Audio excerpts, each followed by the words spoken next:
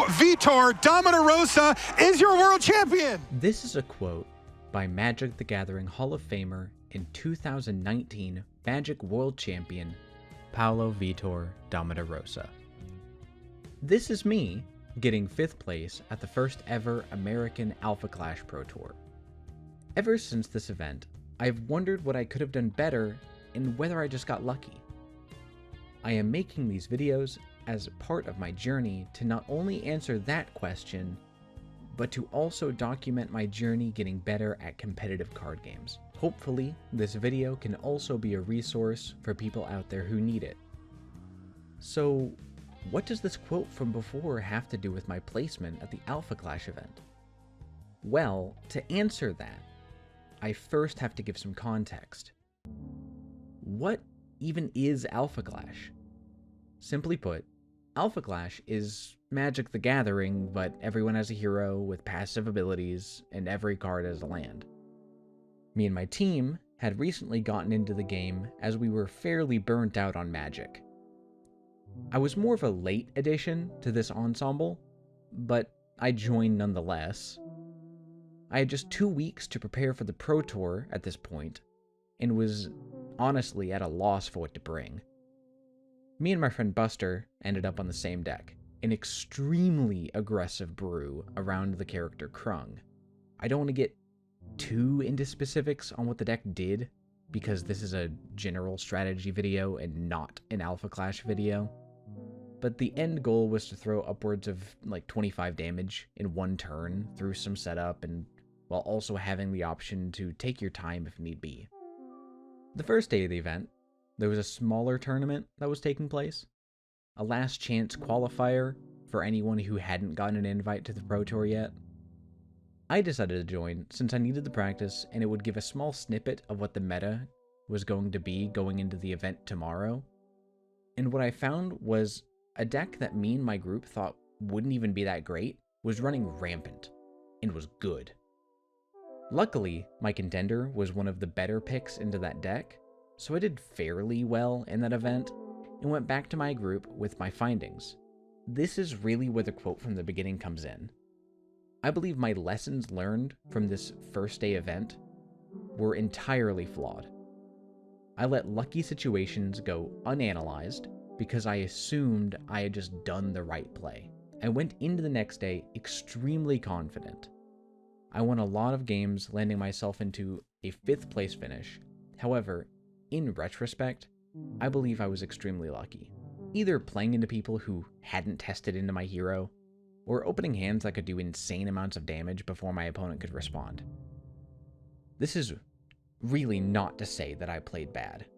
That would belittle my opponents, who played fantastically and were wonderful sports. During the event, I would say I came out of a few of those games with information that was flawed and definitely caused damage to my play moving forward. Let's analyze that quote.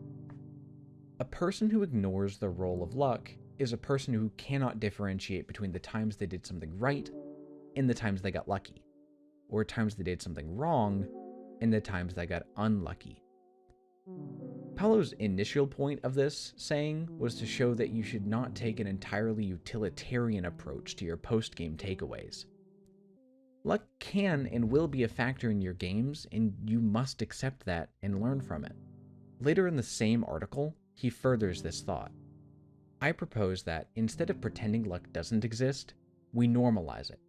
This isn't to say that the issue is always luck, or even mostly luck, as there are a lot of situations in which we should play to get lucky, or minimize the need to get lucky to begin with. But just that, it's also incorrect and harmful to say it's never or very rarely luck. An example he gives in another article that I believe applies here is, if you have a 1/2 creature that gets +1/+1 when you play a non-creature card, and your opponent has a 2/2 creature, should you attack to bluff that you have a non-creature spell to buff your creature? His philosophy states that the answer is always no. You're giving your opponent the option to choose whether you get lucky based on unknown information. Let's say you did attack and your opponent played exactly how you wanted them to. Does this mean you made the right decision, or does this mean that your opponent made the wrong one? I would love to use this as a segue into another piece by Paulo that he wrote for channel Firepawl's Paulos Rule, though it's technically 2 rules, so it should be PV's rules, plural. That's not particularly important, it just irks me. The first rule is, at a high level of play, it is better to force a poor outcome than to give your opponent a choice that includes that outcome. I touched on this a tad earlier, but this is where he gives the example provided before.